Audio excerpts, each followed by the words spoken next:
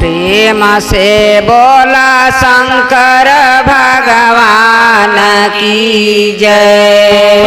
प्रेम से बोला पार्वती मैया की जय। प्रेम से बोला कार्तिक गणेश की जय। प्रेम से बोला सच्चे दरबार की जय। हरा हरा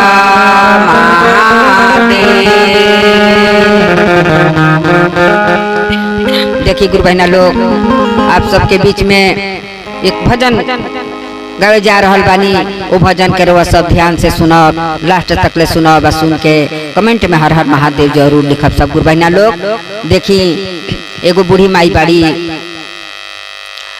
उनकर एक ही बेटा बाड़न, लेकिन एक ही बेटा जन बाड़न वो बेटा उनकर कैसे अपना माई के करत तारन। पुरानिया हो गल बड़ी बेचारी आ दुआरी पर बैठ के आ झखतारी काहे से उनका ब्याह शादी कुल कर देले बड़ी।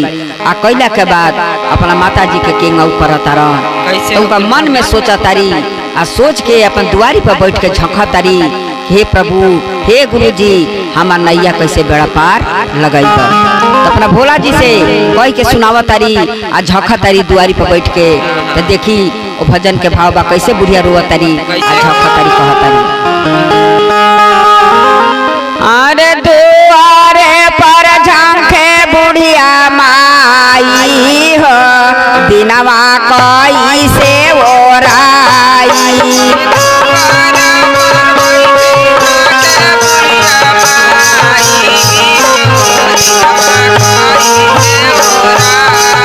अरे दुआरे पर झांके बुढ़िया माई हो, दिनवा कोई से ओराई।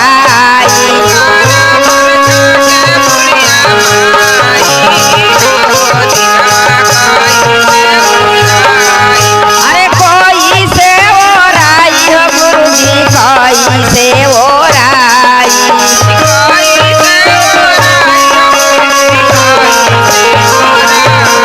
अरे दुआरे पर रोवे बुढ़िया माई हो, दिनवा कोई से ओराई।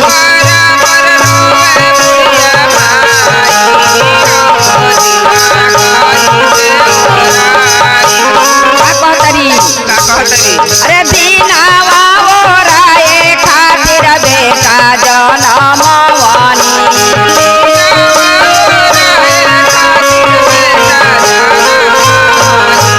दीनावा ओराए खातिर बेटा जनमवनी।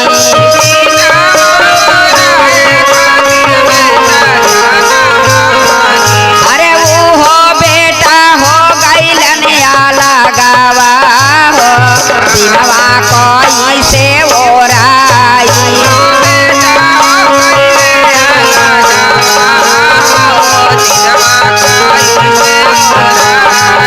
अरे वो बेटा हो गइले आला गावा हो, दिनवा कोई से ओराई।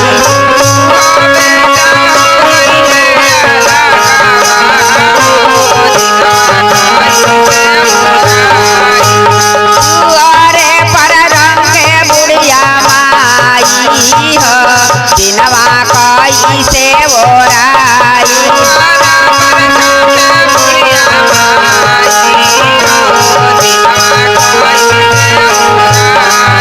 अरे कोई से ओराई हो गुरुजी, कोई से ओराई।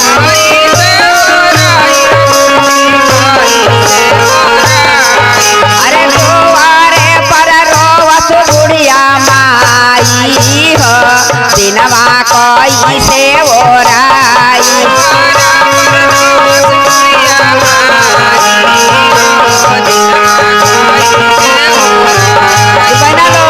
दुआरी पर बैठ के बुढ़िया झपतारी और रोवतारी बैठ के कि हमार दिन है गुरुजी कैसे ओराई। हमार देखो बेटा रहन और नहीं खमास कले बिना एबर हमरा सलग हो गइलन, अब हमार दिन कैसे ओराई। तो देखी का कहतारी फे।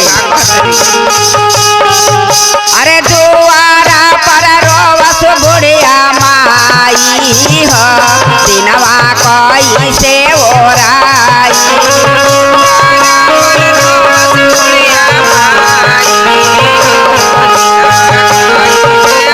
अरे दिनावा ओराए खातिर बेटी जाना मावानी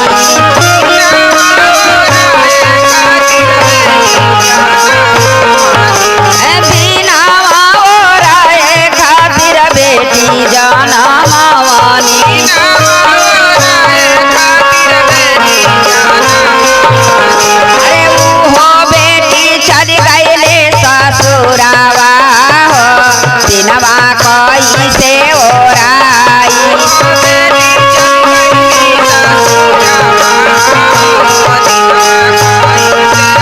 अरे वो बेटी चल गईली ससुरावा हो दिनवा कैसे ओराई